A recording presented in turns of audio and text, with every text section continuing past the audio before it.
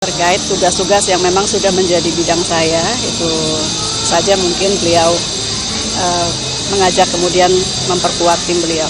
Mutia Hafid mengunjungi kediaman Presiden terpilih Prabowo Subianto di Jalan Kertanegara 4, Jakarta Selatan, Senin, 14 Oktober 2024. Mutia Hafid merupakan satu dari puluhan tokoh politik yang dipanggil Prabowo Subianto. Dalam pertemuan tersebut, Mutia mengaku dipanggil untuk diminta memperkuat kabinet pemerintahan Prabowo dan Gibran Rakabuming Raka selama 5 tahun ke depan. Meskipun demikian, Mutia belum bersedia mengungkapkan secara pasti posisi kementerian yang akan didudukinya. Dia hanya memastikan bahwa Prabowo memberikan tugas sesuai dengan bidang kemampuannya. Ketua Komisi DPR RI periode 2019 hingga 2024 itu pun tak menjawab tegas ketika ditanya mengenai kemungkinan dirinya menjabat sebagai Menteri Komunikasi dan Informatika, Menkominfo. Haja Mutia Fiada Hafid, BEng, MIP. Wanita yang karib disapa Mutia Hafid lahir di Bandung, Jawa Barat, 3 Mei 1978. Mutia Hafid merupakan wartawati dan politikus Indonesia. Saat ini ia menjabat sebagai anggota DPR RI sejak 2010 menggantikan Burhanuddin Napitupulu yang meninggal dunia. Mutia Hafid kader Partai Golongan Karya, Golkar, mewakili daerah pemilihan Sumatera Utara I. Di DPR RI, ia menjabat sebagai Ketua Komisi DPR sejak 2019.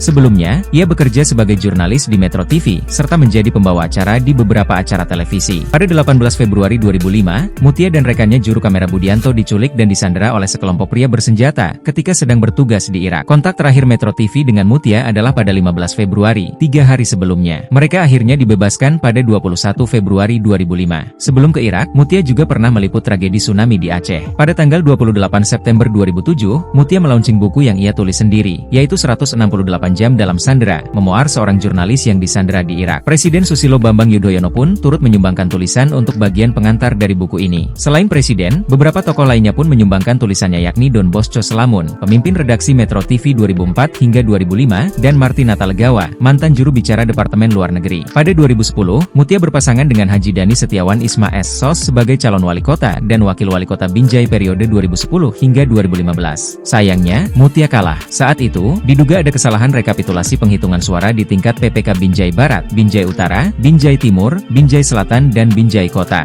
Pada bulan Agustus 2010, ia dilantik menjadi anggota DPR antar waktu dari Partai Golkar menggantikan Burhanuddin Napitupulu yang meninggal dunia.